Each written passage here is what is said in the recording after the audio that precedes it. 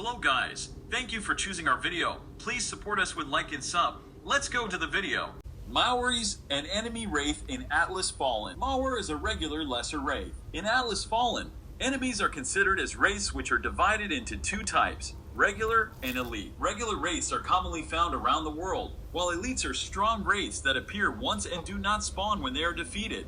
Both regular and elite wraiths are categorized into three groups: lesser, greater, and colossal, agile, and fickle. The Mawr has been observed fighting with packmates occasionally. You can find Mawr in the following locations. Mawr is first encountered in the desert of Caladrias. As you progress, the Mawr wraith is commonly encountered in different locations. The Mawr is a wraith that is mostly encountered in a pack. While one Mawr will charge in on its foe, attacking it with swipes and bites, a second Mawr can transfer its strength to empower the other. When facing Mawrs, it is key to watch out for their momentum inhaling attack, as it will lead to them linking their strength. Overwhelming the Mawr with heavy hitting attacks can interrupt the process. When a linked Mawr is killed, the remaining one will be crystallized. Cloaker, its more compact appearance. The Cloaker might look more docile than other wraiths. This is a fallacy. You can find Cloaker in the following locations. Cloaker is first encountered in the desert of Caladrias. As you progress, the Cloaker wraith is commonly encountered in different locations. The Cloaker can blend into its surroundings, making it hard to follow during a fight. It prefers to attack and watch for an opportunity to strike, while hidden, and can drain momentum at a distance. A Cloaker always turns visible when attacking, but quickly hides again right after. A Cloaker is hard to spot when hiding, and it does not expect to be attacked then. Attacks with a wide area of effect are the best choice when facing Cloakers. The following items /S randomly drop either an Essence Stone or Fusion material from the list below. Essence Stones that drop from this wraith can only be acquired once. Hurler. The Hurler's massive horns can make up half of its body length. You can find Hurler in the following locations. Hurler is first encountered in the desert of Caladrias. As you progress, the Hurler wraith is commonly encountered in different locations. The Hurler pierces its target with its sharp horns protected by a frontal shield.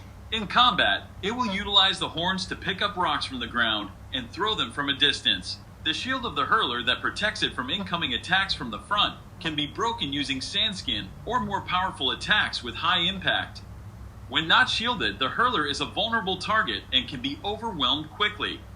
The following items /S randomly drop either an Essence Stone or Fusion material from the list below. Essence Stones that drop from this wraith can only be acquired once. Shellbasher. The Shellbasher will chew on and devour any enemy in reach, moving and releasing the remains far away. You can find Shellbasher in the following locations. Shellbasher is first encountered in the desert of Caladrias. As you progress, the Shellbasher wraith is commonly encountered in different locations. The Shellbasher charges its prey before starting a relentless rain of swings and stomps, with its massive claws followed up by a slam of its armored forehead to crush everything in its way. The rhythm of the Shellbasher's claw attacks can be used against the wraith by using Sandskin repeatedly to quickly turn its force to crystallize it. A well-thought evasive move on its forehead slam can bring the Shellbasher out of balance and open an additional window of opportunity. Spiker. The Spiker sometimes seeks out rocky terrain to sharpen its tail blade when it's at its most aggressive. You can find Spiker in the following locations. Spiker is first encountered in the desert of Bastengar. As you progress, the Spiker wraith is commonly encountered in different locations. The Spiker uses its sting-like tail relentlessly, swinging and jabbing it at victims while hunting them down to feast on them. It draws strength from fallen wraiths around it. The Spiker is able to shake off all buildups of crystallizing very fast. Repeatedly use Sandskin during a single attack combination of Scorper to leave it vulnerable. Attacks from its tongue need to be avoided to prevent its life-leeching effect. Tail Garters. The Tail Garter's large talons are feared as terrible weapons. By bathing in the sand, it supposedly strengthens its tail. You can find Tail Garter in the following locations. Tail Garter is first encountered in the desert of Caladrias. As you progress, the Tail Garter wraith is commonly encountered in different locations.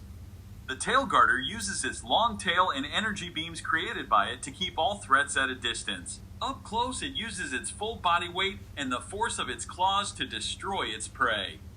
When a Tail Garter is approached, constant movement is the key to avoid its energy beams.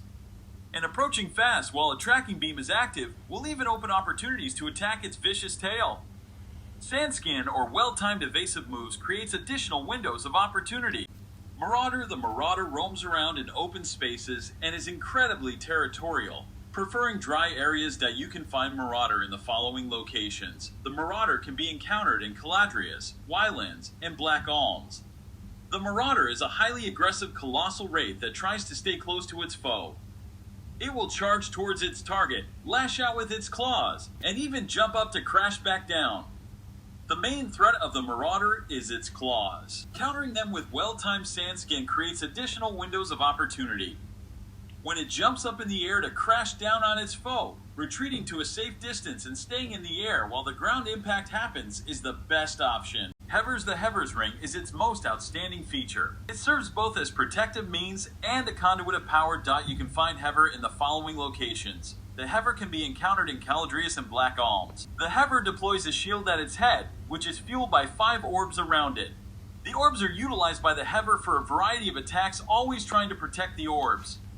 Destroying all orbs will leave the Heaver completely defenseless. Whilst performing the overload attack, the orbs are not only in their most dangerous state, but the Heaver is also most vulnerable to incoming damage.